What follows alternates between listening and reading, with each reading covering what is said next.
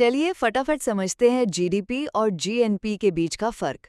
तो जब भी हम सुनते हैं ना कि देश की इकोनॉमी बढ़ रही है, तो इसका मतलब क्या है? क्या हम जीडीपी की बात कर रहे हैं या जीएनपी की? सुनने में तो ये दोनों भाई भाई लगते हैं, पर असल में इनकी कहानी पूरी अलग है। पहला, जीडीपी यानी ग्रॉस डोमेस्टिक प्रोडक्ट। इसे ऐसे समझिए जैसे ये आपकी देश की एक बाउंड्री है। अब एक साल के अंदर इस बाउंड्री के अंदर जो भी सामान या सर्विस बनती है, चाहे वो कोई भारतीय कंपनी बनाए या विदेशी, सब कुछ जीडीपी में गिना जाता है। मतलब यहाँ मेन चीज़ है लोकेशन। प्रोडक्शन देश के अंदर होना चाहिए बस। दूसरा है जीएनपी यानी ग्रॉस नेशनल प्रोडक्ट।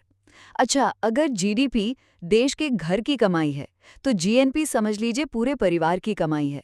इसमें यह फर्क नहीं पड़ता कि परिवार का कोई मेंबर देश के बाहर, मान लीजिए दुबई में कमा रहा है। इसमें हम विदेश में काम कर रहे भारतीयों के इनकम को तो जोड़ते हैं, पर भारत में काम कर रहे विदेशियों की कमाई को हटा देते हैं। तो यहाँ मेन चीज़ है नागरिकता। और अंत में एक बड़ा सवाल, भारत सरकार जीडीपी को ही क्यों गिनती है? देखिए, ऐसा इसलिए क्योंकि जीडीपी ये दिखाता है कि देश के अंदर कितना पैसा इन्वेस्ट हो रहा है और कितनी नौकरियां बन रही हैं, फिर चाहे वो कोई भी करे। ये मेक इन इंडिया जैसी पॉलिसीज का असर देखने का सीधा तरीका है।